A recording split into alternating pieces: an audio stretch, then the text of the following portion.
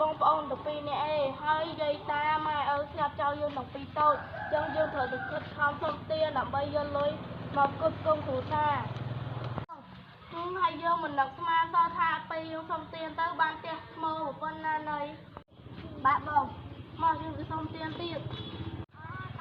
ឥឡូវអូនឯងដើរទៅខាងនោះហើយបងដើរទៅខាងនេះបាទបងឥឡូវសុំទានទៅបានសោះបានតែ$4,000-5,000មិនទៅសាំងអានេះយើងទៅទាញតែប៉ុន្តែទៅជៀនអូមីងខ្ញុំសុំ$100ទិញបាយហូបអើយស្វែងសុំច្រើនណាមីង100ទិញឡានបានមួយផងអូលបងខ្ញុំឈប់ដាវមួយបងឯងខ្លាចចុកគុកថៃថ្ងៃឈប់ដាវមួយឯងបងឯងដាវឆក់ប្លន់គេបើត្រូវគេវិញមិនទូកសាច់របស់គេអីទេដាវអញសាច់ចុកគុកឯងទុំគេដាវអញទុំយើងគុកមីងពីណាដល់ក្រោយនឹងឯងពីរនាក់ហ្នឹងបងប្អូននឹងឯងហ្នឹងអូគេមិនបងប្អូនមីងទេកន្លងគេទៅផ្សារទៅអីដាក់ទៅអូអញ្ចឹងហ្នឹងមីង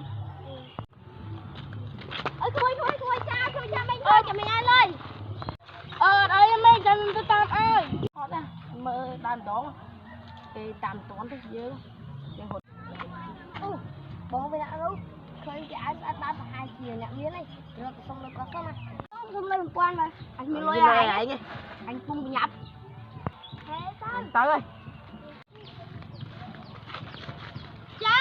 ចៅអមជួយស្ទាក់ចៅមួយបងអូហើយមានកាអីហើយថាមានកាអីធ្វើអញហើយទៅលុយកបោមីងមួយទៀតទៅឯងចេះដឹងទេរឿងអញណាឯងប្រយ័ត្នហើយហើយប្រយ័ត្នខ្លួនឯងមីងនោះគាត់ប្តឹងប៉ូលីសហើយព្រៀនខ្លួនទៅហាប៉ូលីសអូបាយ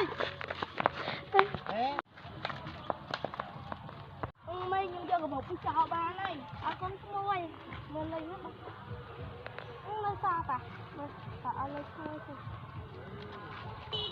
នេះទៅប៉ុណ្ណឹងយើងគ្រប់តាក់ហើយណាស់ហើយហាមីងឲ្យខ្ញុំទៅ500ហ្នឹងបងគ្រូឯងថាយក500ខំជួយឡើងយូរ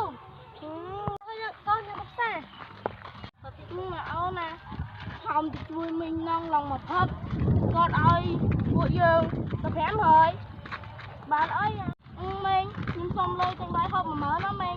មានតែក្រាស់$100ហើយ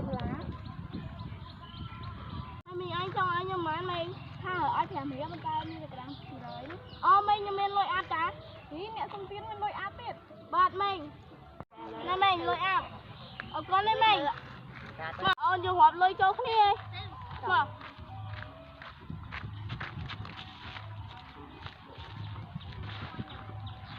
អូនថ្ងៃនោះបានតែ30000តិចជាងរដូវបាន100000 200000អូនឯងឃើញបាយលេងណាបងដៃយើងមានលុយបងអត់បាយតែវិស្នាមហើយបងសុំលុយ1000 2000ណាបងអូបងអត់មានលុយរៀលទេបងមានតែលុយដុល្លារអញ្ចឹងបងឲ្យអូនឯង500 2នាក់